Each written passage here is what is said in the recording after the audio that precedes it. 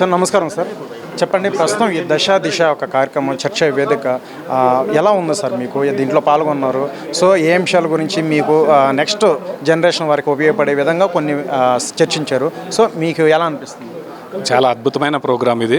మా వైఎస్ఎస్ఎస్ ప్లాట్ఫామ్ నుంచి ముఖ్యంగా శరత్ యాదవ్ గారు మరియు మహేష్ తోకల గారు అద్భుతమైన ప్రోగ్రాం ఇది. ఎందుకంటే ఆల్ పార్టీస్ లీడర్స్ని తీసుకొని వచ్చి సొసైటీలో విద్యావేత్తల్ని మరియు నార్మల్ పీపుల్స్ని కూడా ఒక వేదిక మీదకి తీసుకొని వచ్చి ఫర్దర్ ఫ్యూచర్లో మా ప్రోగ్రాం అంటే వాళ్ళ మేధస్సుని వాడుకొని ఫ్యూచర్ జనరేషన్కి ఏ విధంగా ఇవ్వాలన్న కాన్సెప్ట్తో ముందుకు వెళ్ళడం జరిగింది. ఇది ఎంతో ఉపయోగపడుతుంది ఫ్యూచర్కి.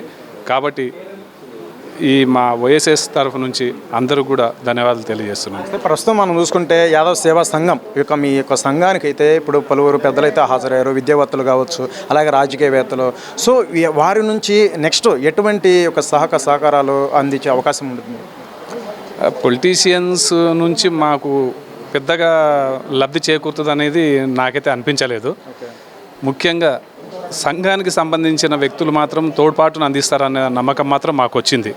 ఎందుకంటే పొలిటీషియన్స్ ఊకదంపుడు ఉపన్యాసాలు ఇవ్వడమే తప్ప మాకు ఇప్పటివరకు ఒక హాస్టల్ కూడా, హైదరాబాద్లో ఒక హాస్టల్ కూడా ఇవ్వలేకపోయారు.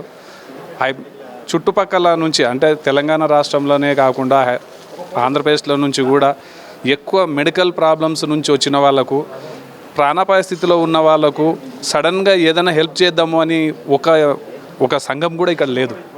వాళ్ళకు విషయం తెలియదు, హాస్పిటల్లో రికమెండేషన్ ఉంటేనే వాళ్ళ టోకెన్ నెంబర్ ముందుకు వెళ్తుంది, లేకపోతే ప్రాబ్లం అవుతుంది. అలాంటి వాళ్ళకు చేయూతనిస్తుంది ఈ ప్లాట్ఫామ్ అని నేను భావిస్తున్నాను.